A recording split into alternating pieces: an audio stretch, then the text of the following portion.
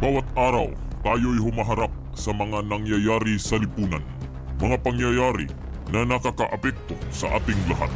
Mga pangyayari na kailangan tayong makialam. Kaya nabuo ang programang ito, Issue 101. Tumatalakay sa mga issue ng ating lipunan. Mga issue na dapat nating pakialaman. Mga issue na may malaking kaugnayan sa ating kapaligiran. At mga issue na may kaugnayan sa ating gobyerno. Issue 101. Narito ang inyong tagapagsalita. Issue 101. Your winner. Senyor Simo. Senyor Simo. Senyor Simo. Issue 101.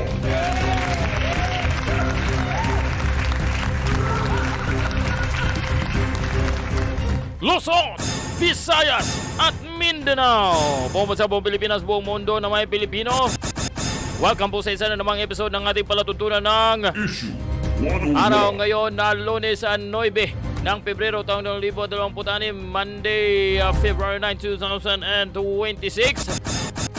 Kumusta ko po yung lahat dyan? Umaasa ako na nasa mabuti po kayong kalagayan. Malulusog ang iyong pangangatawan. Welcome sa isa namang episode ng ating palatuntunan. Welcome sa isa na namang episode ng ating palatuntunan ang Issue 101. kung saan tatalakayin po natin sa episode na ito, mga kaisyo, Binatikos. Si Senador Rodante Marcoleta, dahil gusto daw nitong ipamigay na lang ang Kalayaan Island Group or KIJ. Tama ba ang mga bumabatikos sa kanya, mga kaisyo? Tama ba ang batikos? O sadyang hindi lang marunong makinig at umintindi ang mga nambabatikos ni Senador Rodante Marcoleta? Alamin ang katotohanan, yan ang ating pag-uusapan sa episode natin ngayon sa Issue 101 para sa dalawang nating nanonood ngayon. Pero bago po natin umpisahan ang ating talakayan, as always, huwag po kalimutan na mag-like sa video na to. I-click niyo po ang subscribe button at ang notification bell sana all. Para kayo ay mapapalanan kung sakasakaling tayo may live stream katulad ito. At huwag po din niyong kalimutan i-follow niyo po at i-like ang ating Facebook at ang ating X account. Senyor Simon 101 lang po, mga kaisyo. Libre ang pag-follow at pag-like. Kaya one more thing. One more thing, mga kaisyo. Huwag po din ninyong kalimutan na sumali sa ating mga kaisyo sa Issue 101 na group page. Sa pamagitan kasi ng group page na ito, mga kaisyo, tuloy-tuloy ang ating talakayan. Pwede ka ba kayong makikdebate? Debatiin nyo ang mga kasamahan natin sa mga kaisyo sa Issue 101. At pwede po din kayo mag-post sa group page na ito. Welcome po ang lahat sa group page na ito. At huwag na po tayo magpaligoy-ligoy pa, mga kaisyo. Pisahan na natin ang ating talakayan dito sa ating palatuntunan ng Issue 101. kasama mo niyo lingkod na si Senyor Simo.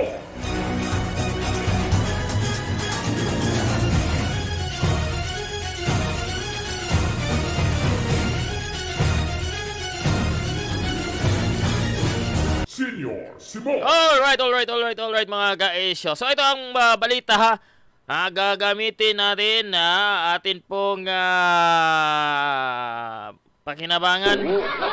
Hihiramin natin, mga kaisyo, itong ulat ng GMA Integrated News na may pinamagatang Marcoleta call to give up Kalayaan sa draw flag.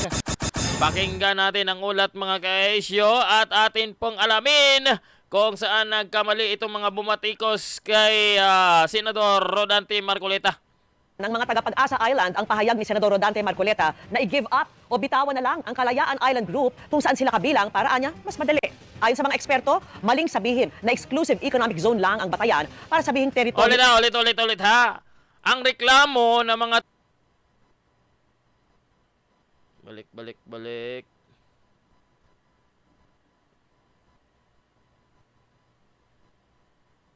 Okay. I'm back. Am I back? Okay, balik tayo. Ulit.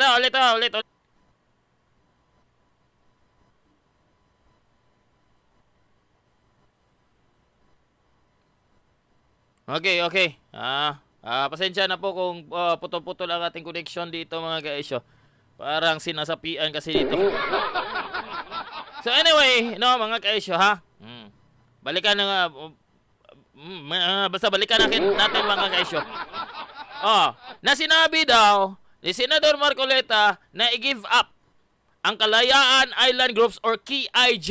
Take note, ha? Kasi palaging ginamit dito kasi mga kaisyo, ang ginamit kasi ng pangalan nito is KIJ, that is Kalayaan Island Group. Okay? So, sinabi daw ni Marcoleta na i-give up ang Kalayaan Island Groups o Kalayaan Island Group para mas madali daw. At ito ang ating alamin at pag-aralan mga kaisyo. Kaya makinig po kayo ng mabuti. Ayon sa mga eksperto, maling sabihin na exclusive economic zone lang ang Batayan para sabihin teritoryo ito ng Pilipinas. Para daw sabihin na teritoryo ang Pilipinas ay basihan daw ang exclusive economic zone mga kaisyo. Yan ang argumento sa mga bumabatikos kay Senador Marcoleta. Tama ba yon mga kaisyo? Pwede po kayong sumali sa pamamagitan ng group, chat box natin sa YouTube mga kaisyo. Kung gusto nyong sumali sa ating talakayan, kung gusto nyong kontrahin itong ating pagpapaliwanag sa inyo kung bakit nagkamali at mali itong mga bumatikos kay Senador Marcoleta. Ganaan nila itong inukupa at bahagi ng bansa, batay na rin sa mga batas. Nakatutok si Joseph Mo. Base na sa mga batas, ha? Sinong batas? Is it an international law? Sa pagdinig ng Commission on Appointments noong Miyerkules, kontrobersyal ang naging pahayag ni Senador Rodante Marcoleta na tila isinusulong ang pamimigay sa Kalayaan Island Group sa West Philippine Sea dahil niwala raw ito sa economic zone ng Pilipinas. Ano ba talaga ipagpapatayan natin dito? We will offer our lives, including the lives of our children, and to die for it, for something that is not even within our EEZ. Ang gawin natin po para madali, i-give up natin yung KIG. Hindi ito pinutol! Buwisit!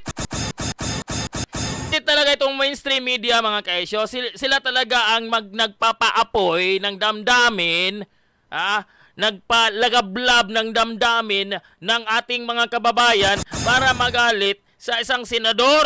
Dahil out of context, tingnan nyo mga kaisyo, pinutol ang sinabi ni Rodante Marcoleta dito. Buwisit na mga mainstream media, buwisit na 24 oras, buwisit na GMA Integrated News. Pero still, tuloy-tuloy, gamitin nila natin to. Kahit buwisit ang mga to mga kaisyo. Hindi pa ako nagagalit mga kaisyo.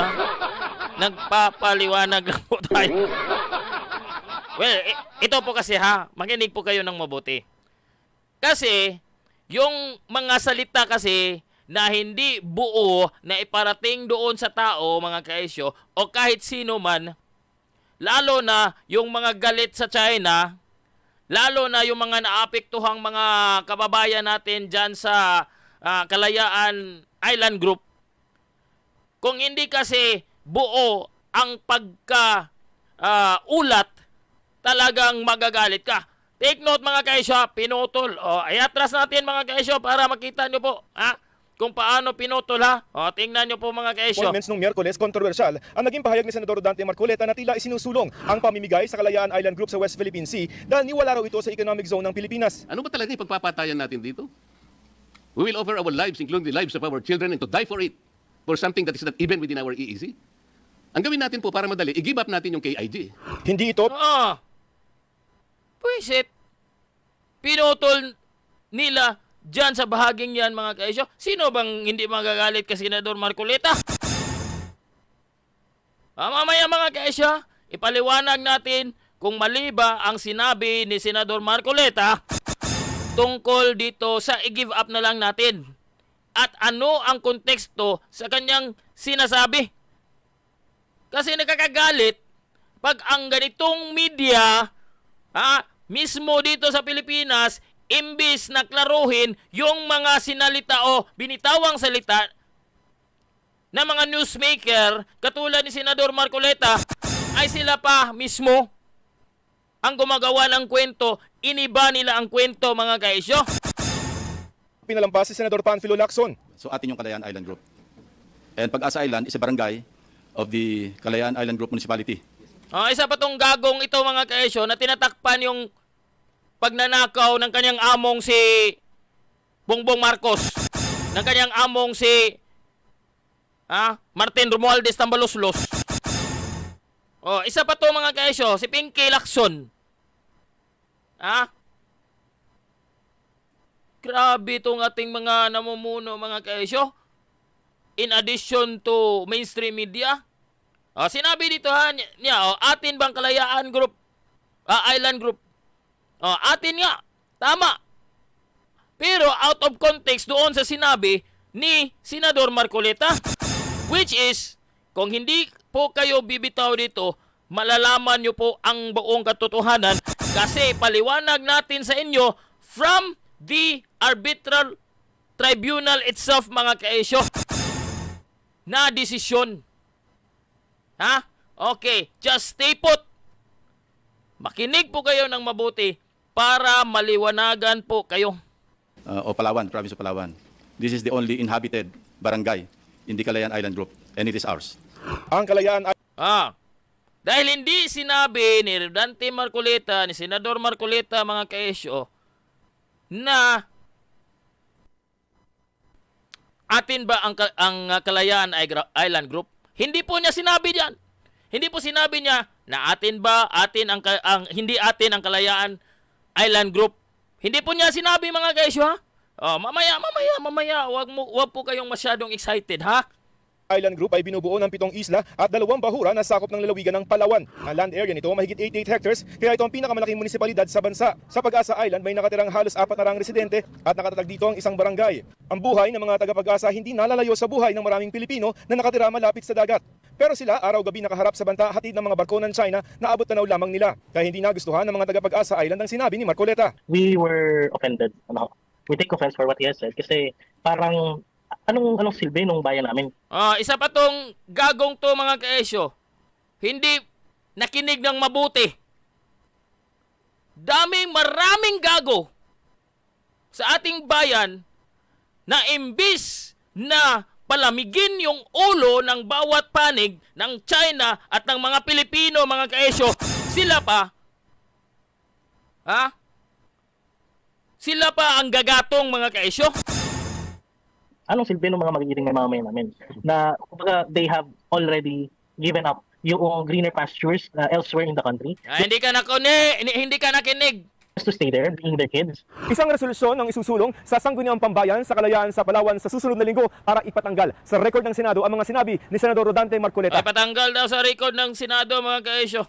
Paglilinaw ng mga eksperto, hindi naman easy ang batayan kung bakit teritoryo ng Pilipinas ang Kalayaan Group of Island. Hindi sinabi ni Senador Marcoleta. Ditso na lang tayo mga kaesyo. Balikan na lang natin tong ulat na to para malaman natin kung ano ang sinabi ni Senador Rodante Marcoleta ha. At base mismo dito, take note, this is a Permanent Court of Arbitration mga kaesyo, press release with regards to, kailan ito inilabas? July 12, 2016 ha. Atin po itong pag-usapan yung mga nakikinig sa mga bumabatikos kay Senador Rodante Marcoleta. Makinig kayo ng mabuti dahil ipaliwanag po natin sa inyo at kung mayroon po kayong katanungan o kaya'y opposition po kayo sa ating pong paliwanag dito, welcome po kung ano man ang inyong ilagay dyan sa ating chat box. Sasagutin po natin mga kaisyo. Impromptu. Dito tayo kay Marcoleta. Ang ating territorial sea, lahat po nandun. Ngunit, yun pong arbitral award, ang inaward lang sa atin at nilinaw, yung ating exclusive economic zone. Yung inaward sa atin, yung mismong exclusive economic zone. Hindi ang teritoryo natin mga kaisyo. Klinaro ng arbiter na iklinaro dito mga kaisyo dito sa Permanent Court of Arbitration kung saan ang ating extent ng ating exclusive economic zone. Hindi po ni-rule ng arbitral award yung West Philippine Sea. Dalawang bagay po yun. Pinagsasama po nila yun. Alam po ninyo kung ba't tayo nagkakagulo, nagkakaproblema. Meron po tayong mga isla na occupied natin ngayon. Ito yung Kalayaan Island Group. Ito makinig kayo mga kaisya kung ano ang pinunto ni Senador Marcoleta dito. Dahil karamihan or ang karamihan kasi ng bumabatikos kay Senador Marcoleta dahil sa pagsabi niyang let's give up the key IJ, wala po sa konteksto. Hindi nakikinig ng buo sa sinabi ni Senador Marcoleta dito. Parang tanga ba? Parang tanga. Hindi inalam kung ano ang kabuuan ng kanyang konteksto ng kanyang pinagsasabi. Basta lang batikos, basta lang makapuna. Hindi nakinig ng maayos. That's the problem with some, hindi lahat ng mga Pilipino, dahil hindi naman karamihan ng Pilipino ay mga bobo at tanga. Mayroon lang mga ilan na hindi nag-iisip, basta sa kanila galit sila sa China kahit ano.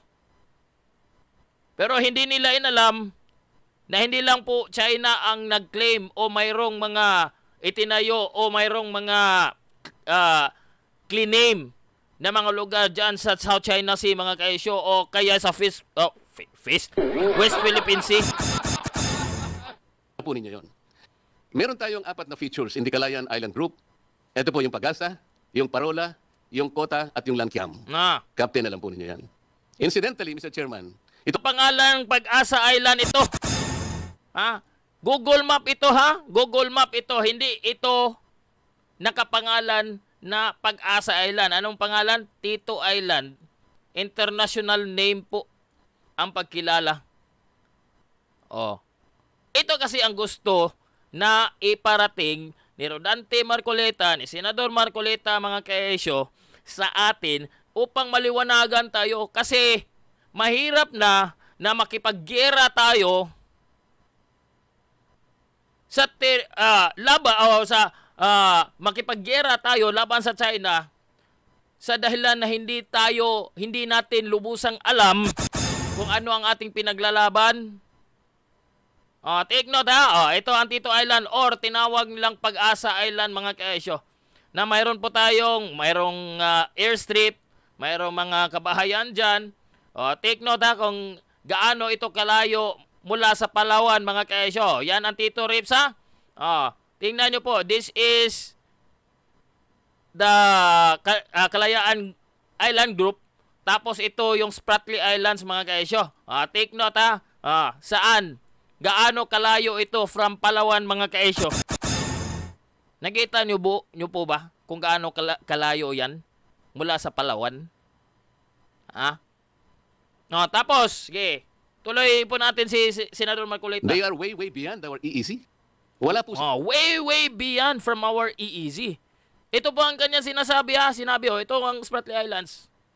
Ang sinabi niya, itong Tito Island, saan ba yun ulit? Hindi nga natin kaagad makikita, mga kaesyo. Bakit? Hindi kasi nakapangalan sa Spratly Island. Sa Pag-asa Island. Saan ba yun? Nawala kaagad mga kaesyo. Pag-asa. Pero pag sinearch nyo naman, lalabas siyang Pag-asa Island. Yan. Yan ang Pag-asa Island, ha. Ito ay malayo na. Sinabi ni Senador Rodante Marcoleta, mga kaesyo, this is beyond our EEZ. Ang tanong kasi, ito kasi ang mga pinag-aangkin nitong mga intellectual dishonest nating mga profesional, mga abogado, mga legal luminaries, na para ba tayong tinuturing mga tanga at mga bobo, tayong mga ordinaryong mga Pilipino, na para sa kanila, sige lang, hanggang umabot tayo sa girahan laban sa China, sige tayo, tira ng tira tayo sa China, hanggang umabot tayo sa gera laban sa China, mga kaisyo. Yan ang gusto nitong mga war freak na ito, warmonger na ito, itong katulad ni dating Justice Carpio, nitong isang profesor, yang si Batong Bakal, mga kaisyo, na basta tuloy lang tayo. Siraan natin ang mga pinuno ng China. Siraan natin ang Chinese government. Hanggang umabot tayo sa gira tapos sila magsialisan dito sa bansa mga kaesyo. Sinong kawawa? Tayong mga ordinaryong mga mamamayan.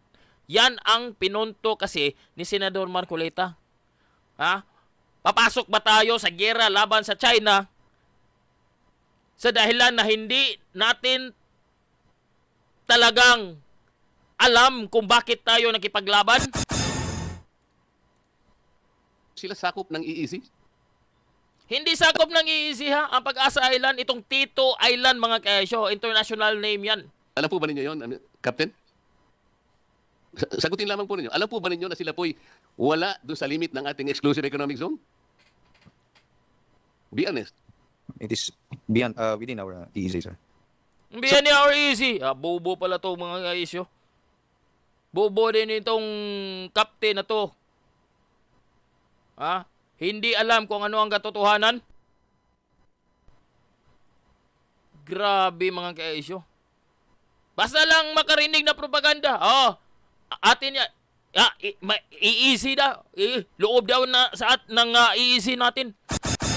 Yang Pag-asa Island mga kaesyo or Tito Island.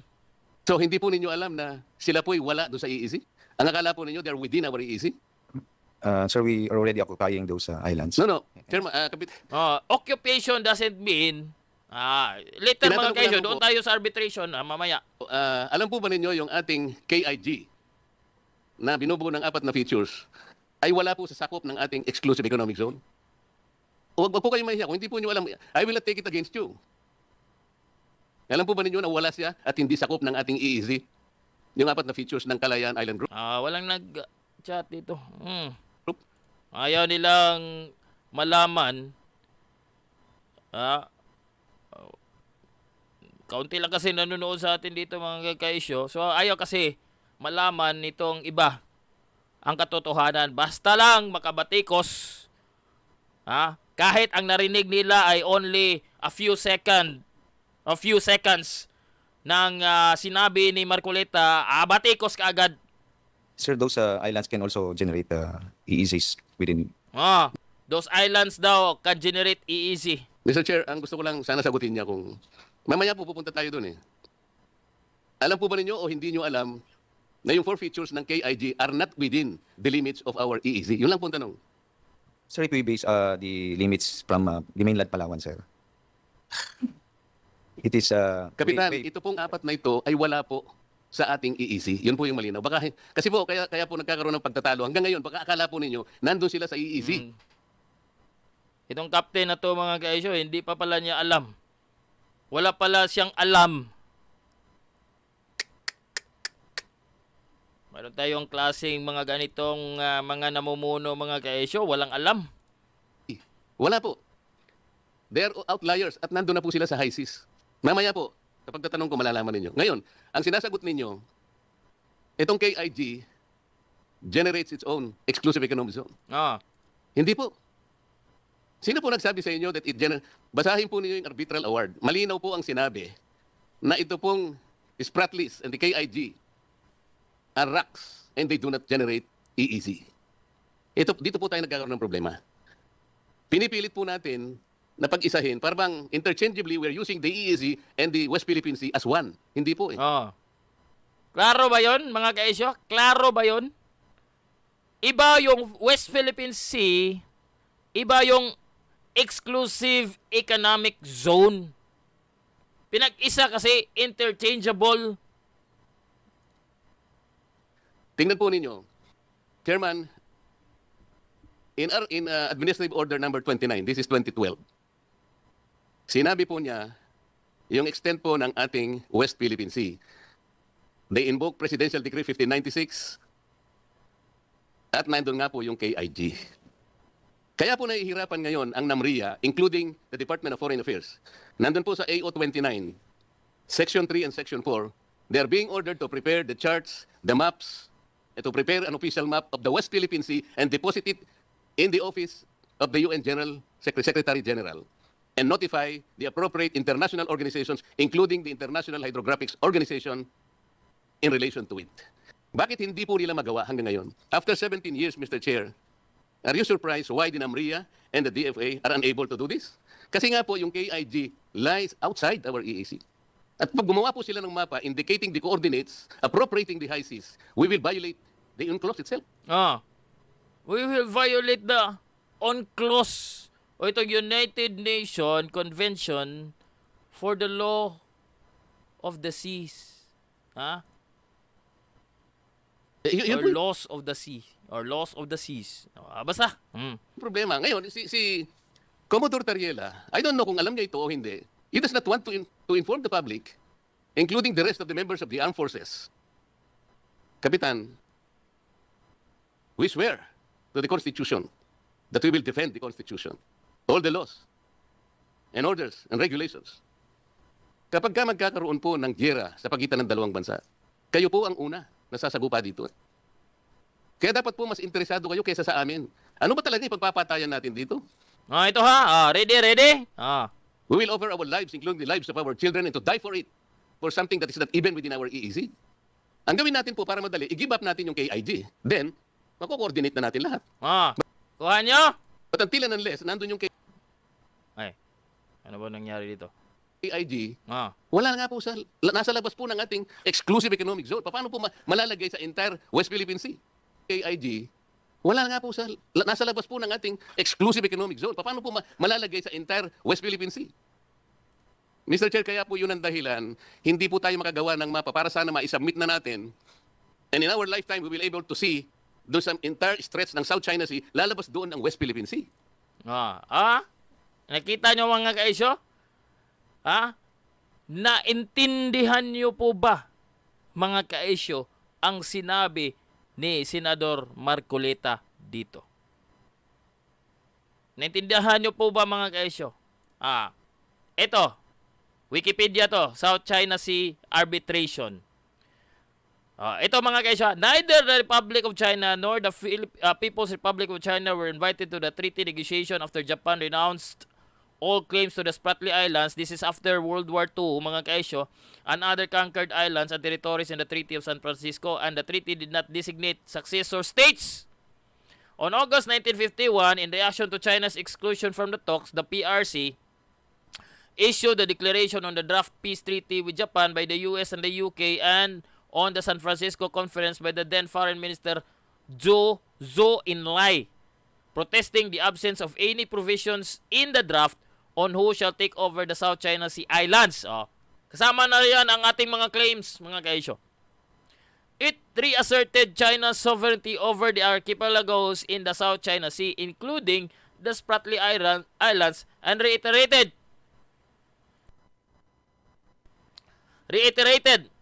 that the Chinese government of the day had taken over those islands and that the PRC's rightful sovereignty shall remain intact. On April 28, 1952, the United States presided over the signing of the Treaty of Peace between Japan and the Republic of China. Article 2 of the document provided that it is recognized that under Article 2 of the Treaty of Peace, which Japan signed at the city of San Francisco on September 8, 1951, Japan has renounced all right, title, and claim to Taiwan and Pingo, as well as the Spratly Islands and the Paracel Islands.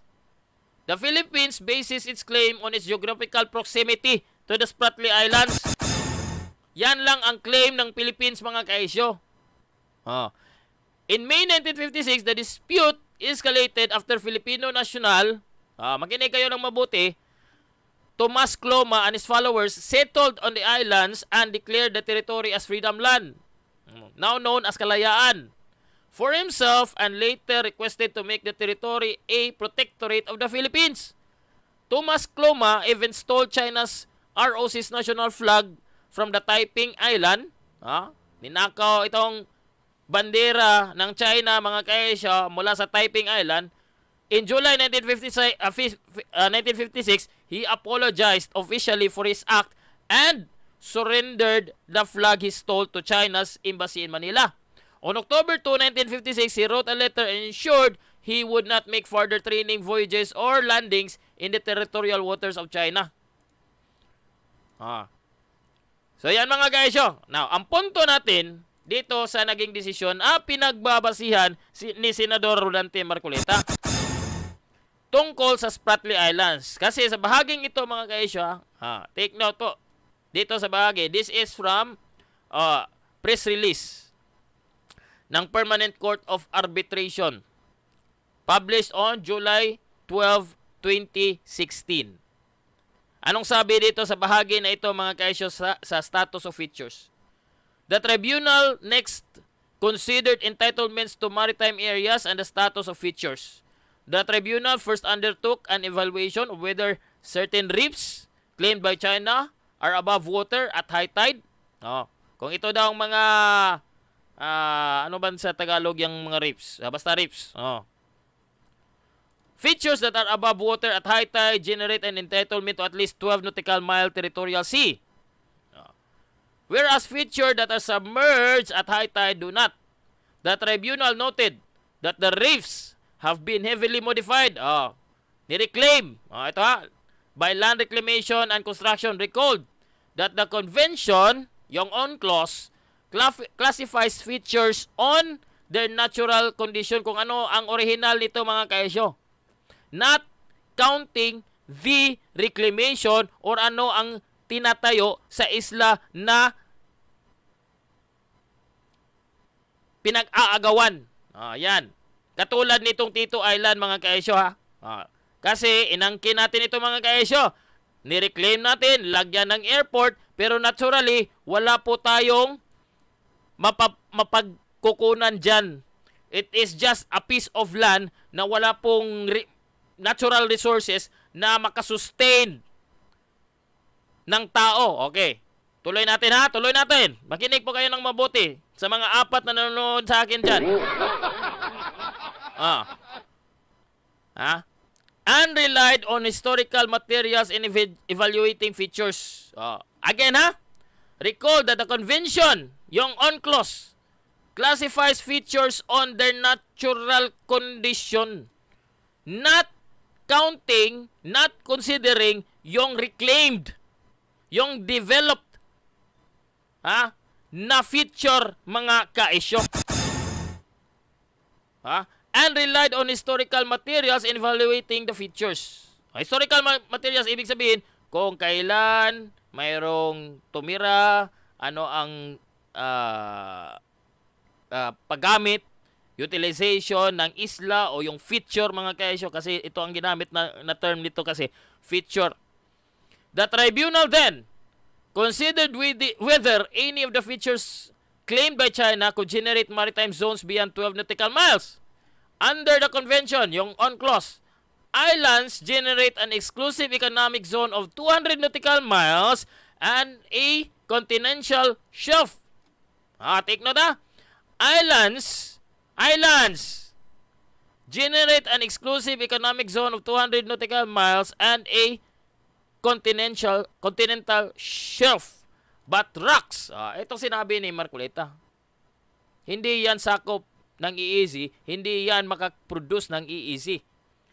Take note, but rocks, mga bato, which cannot sustain human habitation or economic life of their own, shall have no exclusive economic zone or continental shelf. That is from UNCLOS. Niloloko kasi tayo nitong mga anti-China na mga legal luminaries. Kung mayroon lang nakinig sa akin dito, pwede po tayo magdebate tungkol dito sa arbitral tribunal na ito. This is an arbitral tribunal. The convention speaks na itong mga rocks, kinilalang mga rocks ang island, maka-generate siya ng exclusive economic zone of 200 nautical miles and a continental shelf, yung isla. Pero may kondisyon. Kasi itong rocks cannot sustain human habitation or economic life. Take note, economic life. That is why, the tribunal concluded that the provision depends upon the objective capacity of a feature. Take note, objective capacity. In each natural condition, not on dahil may regular supply tayo, may airport na lalapagan ng ating regular supply. Hindi po yan, mga kaesyo. Ha? Itong si Gabriel Rivera. Isa din itong tanga, mga kaesyo. Sabi niya, ipamigay na ninyo ang Pilipinas. Makinig ka na mabuti, Gabriel.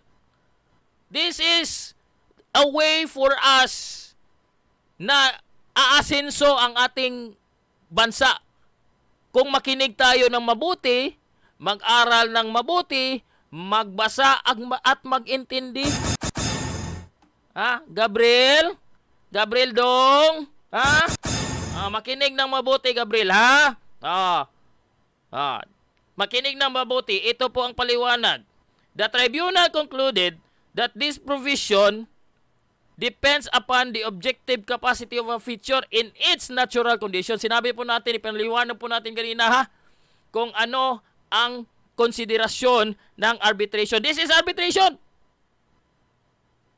This is the decision of the arbitration, mga kaesyo. To sustain either a stable community, to sustain either in its natural condition, to sustain either a stable community of people or economic activity. Ano ibig sabihin? Mayroon siyang mga resources na pwedeng maka-sustain ng tao na manirahan doon ng matagalan. That is not dependent on outside resources or purely extractive in nature.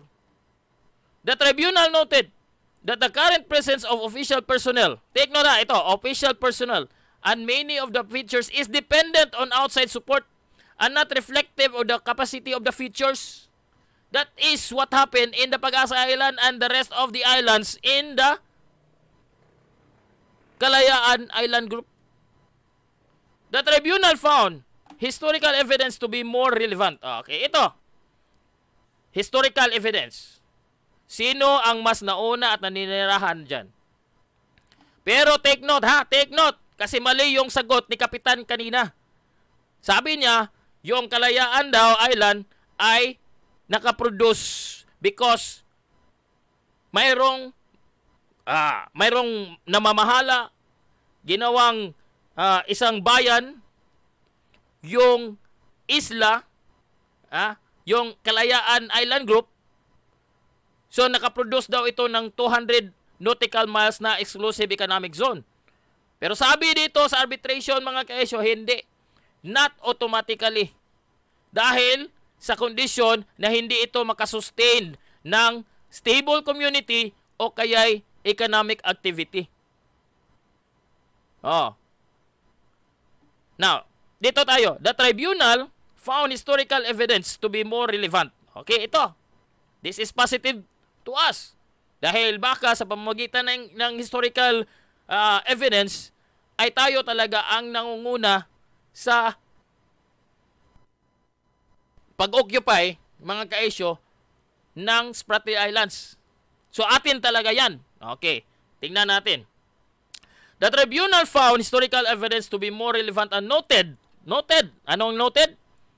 That the Spratly Islands were historically used by small groups of fishermen and that several Japanese fishing and guano mining enterprises were attempted. In other words, hindi lang po Pilipino ang gumamit ng Spratly Islands.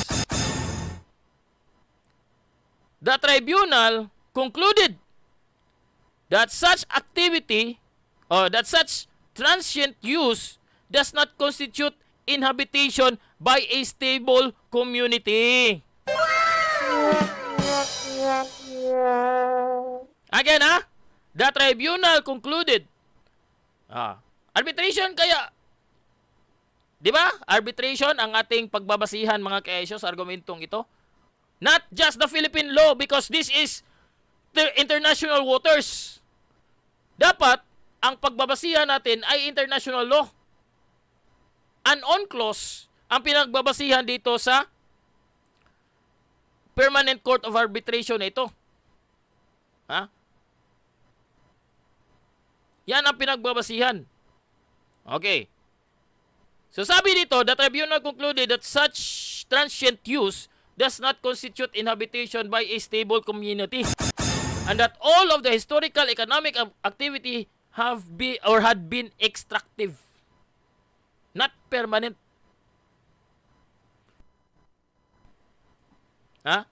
Accordingly, the tribunal concluded that none of the Spratly Islands, kasama na yan ang Pag-asa, ang Tito, ang anumang tawag sa natin dyan mga kaisyo, none of the Spratly Islands is capable of generating extended maritime zones.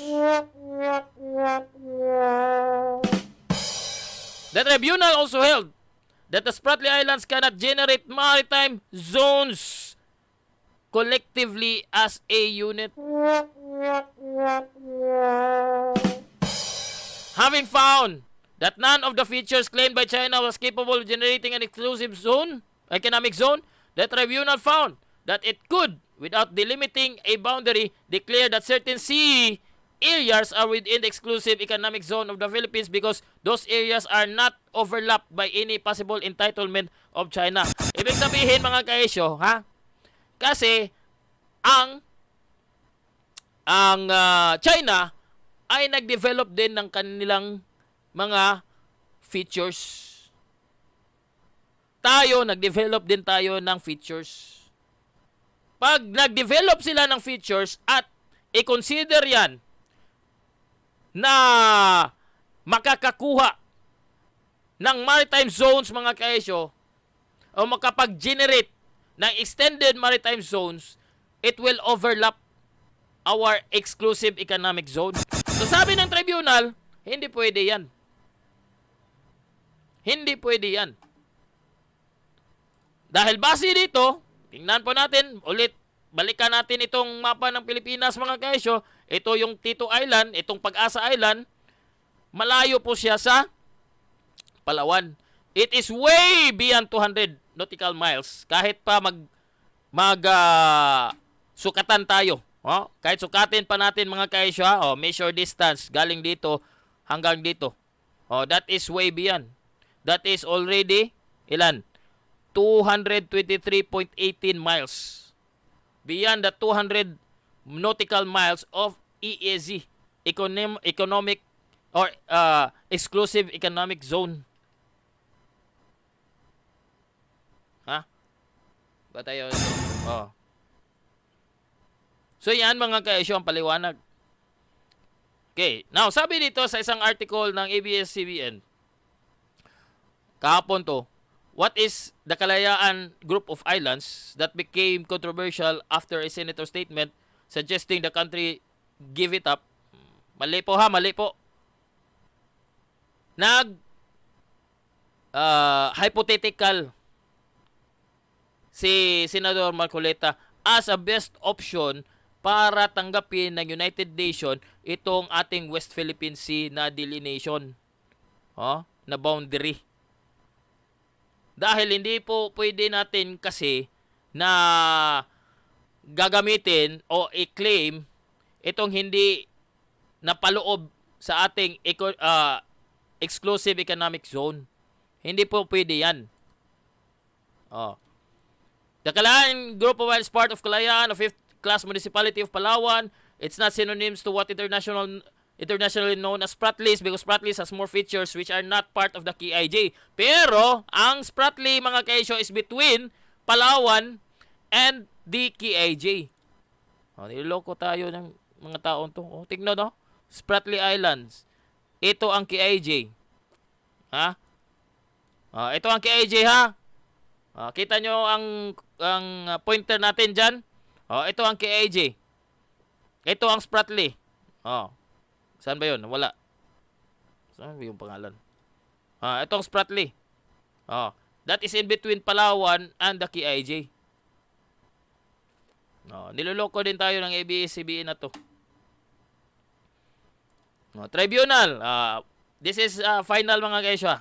Panghuli na to. Summary claim. Sabi dito sa article ng Lawfare. Hindi to Pilipino. Ito. Saan ba yung ano? Reclamation. Saan ba yung nabasa ko kanina? Nawala na. Interfering Philippine hydrocarbon is on clause to protect finally Chinese law enforcement. Dito. Saan ba yun? Ito.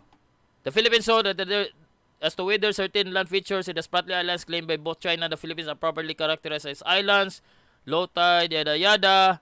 Okay, so ito ha. Overlapping territorial seas, a rock is entitled to a territorial sea no greater than 12 nautical miles. Hindi ito. Scarborough Shore.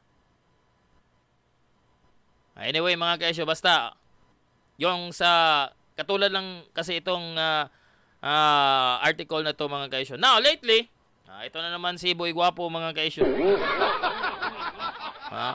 Si Boy ganda ng hinapay, mga kaisyo. Para sa akin, siya dapat ang mag-explain yan. Bakit tila ang pagsasalita niya imbis na kundinahin ang illegal at agresibong paggalaw ng China ay tila umaayon sa interes ng People's Republic of China at ina-undermine ang ating posisyon ayon kay Commodore J. Tariela na ugok. Ito kasi mga tao na to, mga kaisyo, gusto nilang magkagera. Matapang lang magsalita. Pero takot kung bombahin. Hindi kayang bombahin pabalik yung mga inchik.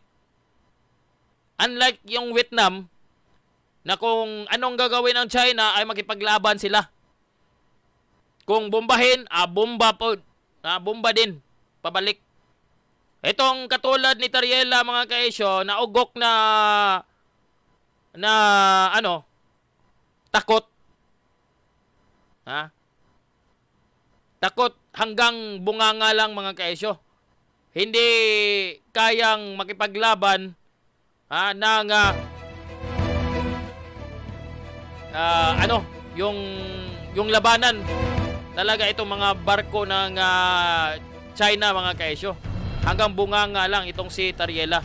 And this kind of person kasi should not be in a position na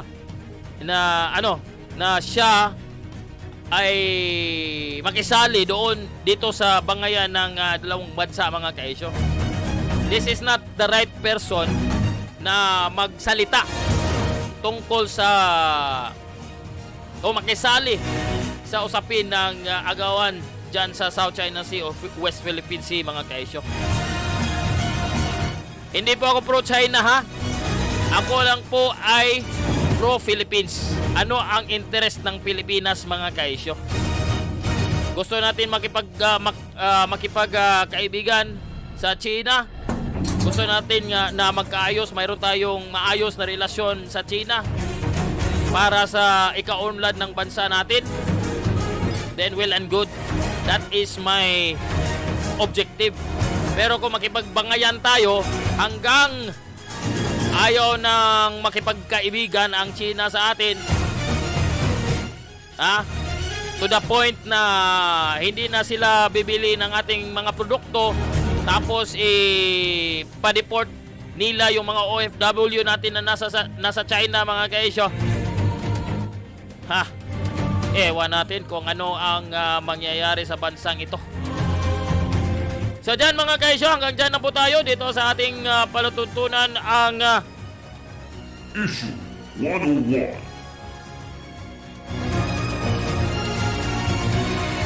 So hanggang sa muli, ito po ang iyong lingkod na si Senyor. Pansamantala pong munang mamaalam. Tandaan, mas lamang ang may alam. Bye-bye!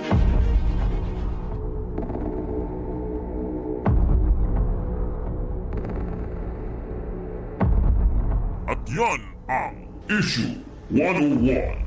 Ang hilin natin sa mga kinauukulan ay umaksyon. Hanggang sa susunod, maraming salamat sa inyong pagsubaybay.